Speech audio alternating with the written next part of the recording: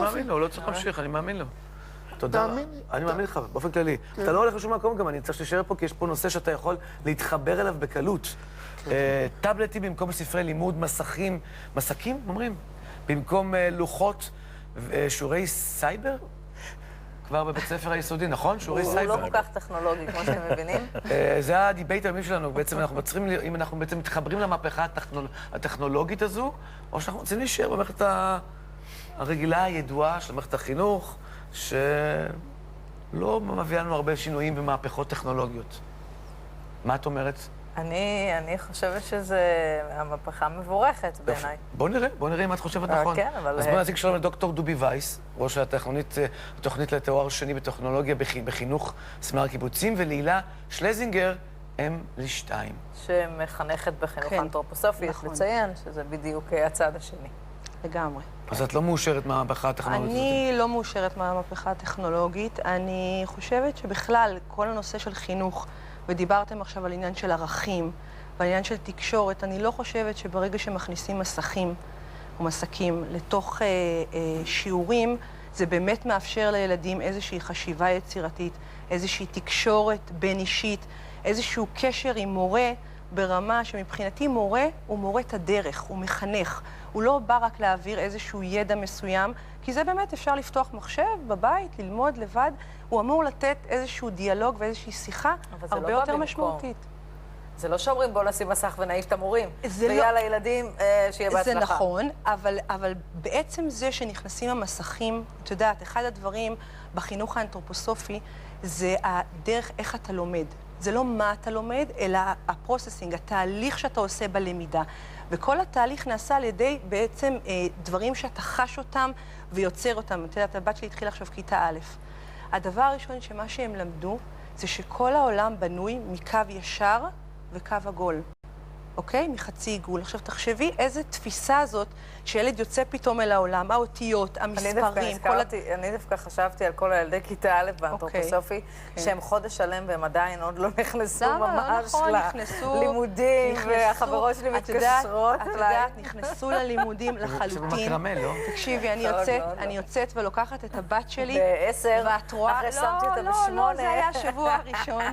את צריכה לראות חבורת ילדים, חבורת ילדים יוצאים מאושרים, עם עיניים פתוחות, עם סקרנות. אבל זה גם בבית ספר שלנו, וזה בית ספר שהוא לא אנתרופוסופי. ילדים אוהבים ללמוד. זה ילדים, יש להם, בטח בכיתה א', הם באים עם כל יצר הסקרנות. הרעיון הוא באמת לא לקלקל את זה, אבל דובי, בוא, אתה דווקא בעד... אתה תדבר על זה יותר יפה מאיתנו. כן, אז אני באמת חושב שזה לא בא במקום, כמו שאמרת. והרעיון הוא, אני חושב שהרב קוק אמר, שבכל דור ודור צריך ללמד בכלים של הדור. והרעיון הוא לא להחליף את המורה, אלא הרעיון הוא להעצים את המורה. הרעיון הוא ליצור שותפות עם המורה. וכשמורה נכנסת ויש מולה 35 תלמידים, והיא מנסה ללמד אותם, והילדים שונים זה מזה, כל אחד ברמה אחרת, והילדים רוצים להיות פעילים, והדבר האחרון שהם רוצים זה לשבת ככה, או לכתוב במחברת חצי שעה, אז זאת בעיה. למעשה המודל הזה זה מודל של למידה משפחית שירשנו אותו מלפני 200 שנה מהמהפכה התעשייתית. ומה שטכנולוגיה יכולה לעשות כשהיא משתלבת בכיתה, זה לא להחליף את המורה. ממשיכים לשיר, ממשיכים לשוחח, אבל כל פעם שהמורה רוצה ללמד משהו, הטכנולוגיה עוזרת לה. למשל, היא רוצה להתחיל את השיעור ולסקרן את הילדים. אז היא יכולה לספר איזה סיפור, אבל היא יכולה גם להקרין סרטון קצר.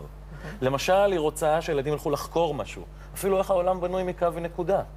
אז היא יכולה לתת להם את זה עם דף ונייר, והיא יכולה לתת להם יישומון של עיגולים וקווים, ולראות איך הדברים מחברים. ואין בזה חיסרון שהילדים יהיו מחוברים למסך, פחות ופחות יהיה להם קשר אחד עם השני. הקישורים החברתיים שלהם לא נפגמים מזה שכל ילד נהיה מומחה מסך, ולא כך מומחה בן אדם. להפך, למעשה, שר החינוך, בהשראת ארגונים בינלאומיים, מנסה היום להוביל מהפכה של להכשיר את ילדי ישראל למאה ה-21. אתם יודעים מה הם כישורי המאה ה-21? מה הם כישורי המאה ה-21? למזלנו כולם מתחילים באות C באנגלית.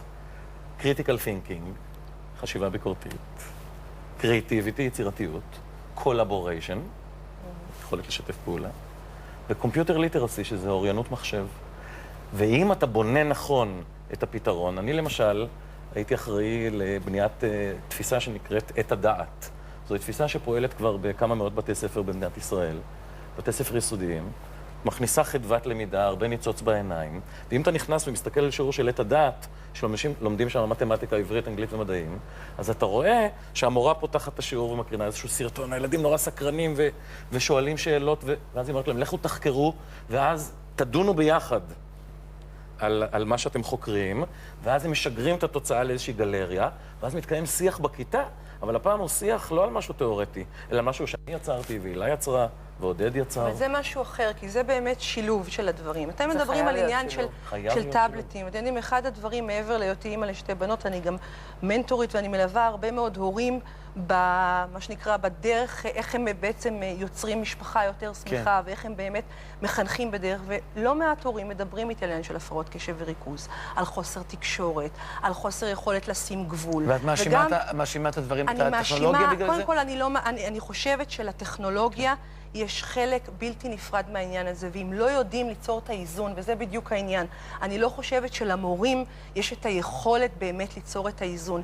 כי יש פה הרבה אלמנטים שצריך לדעת להתמודד איתם, כי אחרת זה באמת יכול להבין. בוא נשאל את כבוד סגן שר החינוך, מה אתה אומר? תראה, אין ספק שכל הקדמה וכל האמצעים הטכנולוגיים הם חלק מבורך וחלק חשוב, הוא חלק מהעולם, אי אפשר להתעלם מזה. אי אפשר גם להגיד לילדים, טוב, אנחנו לא נכניס... אי אפשר גם להילחם בזה. אי אפשר, כי זה העולם. אבל צריך לקחת קודם כל את היתרונות העצומים שיש למערכת הזאת. אם פעם דיברו יותר על ידע, היום הגישה לידע היא הרבה יותר קלה. ילד שרוצה להכין עבודה וכל דבר, טיק הוא מגיע. העניין היום באמת הוא, קודם כל לא לוותר על הידע.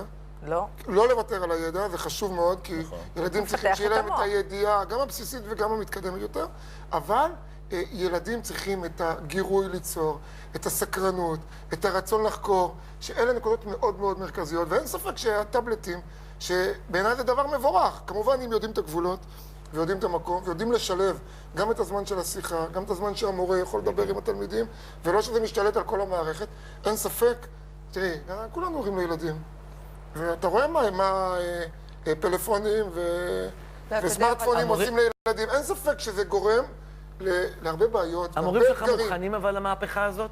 קודם כל המורים הם מוכשרים לדברים האלה כל הזמן, המערכת התקדמה. קודם כל היום תראו, כמעט כל הכיתות בישראל הן כיתות חכמות. תראו מה זה עשה לשיעור.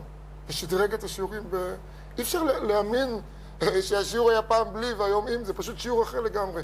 אני חושב עוד פעם... באיזה בתי ספר זה? לא, בהמון בתי ספר. המון רוב המערכת. השאלה היא גם מה זה שדרוג, כי אתה יודע, גם סטיב ג'ובס, זיכרונו לברכה, אמר שאת הטאבלטים ואת כל הגאדג'טים האלה הוא לא מכניס בכלל הביתה.